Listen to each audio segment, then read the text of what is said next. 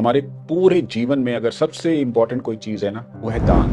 दान के भी भिन्न भिन्न प्रकार हैं। जैसे नंबर 1 पे अन्न का दान, किसी भूखे लाचार को, किसी घायल जानवर को, सबको अन्न का दान, ये नंबर 1 दान है। दूसरा दान है जिसकी महानता है, वो है गोदान। इसका शास्त्रों और पुराणों में बहुत बड़ा महत्व दिया गया है कि गोदान करना किसी दूसरे को, किसी ब्राह्मण को, किसी निर्धन को, जो गाय माता को पाले पोसे बड़ा करे और उसकी सेवा भी करे। तीसरा महत्वपूर्ण दान है जल दान, यानी कि प्यासे को गर्मी में, सर्दी में, यात्रियों को, विभिन्न आयोजनों में जल का दान, ये भी बहुत महत्वपूर्ण है। इसके बाद आता है चौथे नंबर पे विद्यादान। अगर आप में जो ज्ञान है, सृष्टि ने आपको ज्ञान दिया है, चाहे वो विद्यालय का ज्ञान हो या नेचुरल ज्ञान हो, उस ज्ञान को बांटना, ज्यादा से ज्यादा लोगों में ज्ञान बांटना और उन्हें शिक्षित करना और उन्हें कुछ सिखाना, यह है चौथे नंबर का ज्ञान यानी विद्यादान। अब आता है भूमि दान 5वें नंबर पे। ये बहुत ही महत्वपूर्ण दान है, यानी कि कोई धर्मशाला के लिए भूमि देना, किसी मंदिर के लिए भूमि देना, कोई अंध विद्यालय के लिए, कोई आश्रम के लिए। आप देखेंगे कितनी सारी धर्मशालाएं बनती थी पहले, अब तो व्यवसाय हो गया, पहले ये व्यवसाय नहीं था,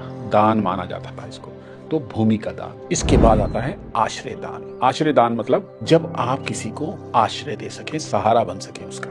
कोई यात्री जा रहा है, बहुत थक गया है, आपने उसको घर में बैठा के बाहर हवा दे दी, ठंडा पानी दे दिया। कोई बहुत मुसीबत में है, उनके घर में कोई प्रॉब्लम हो गई है, आपने उनको आश्रय दे दिया कुछ दिन के लिए। या फिर किसी भी तरह का आश्रय, एक कबूतर, एक पक्षी, एक जानवर को भी आश्रय देना, उसको बारिश से बचाना, उसको धूप से बचाना, ये भी एक बहुत बड़ा दान है। तो अब हम आगे बढ़ते हैं।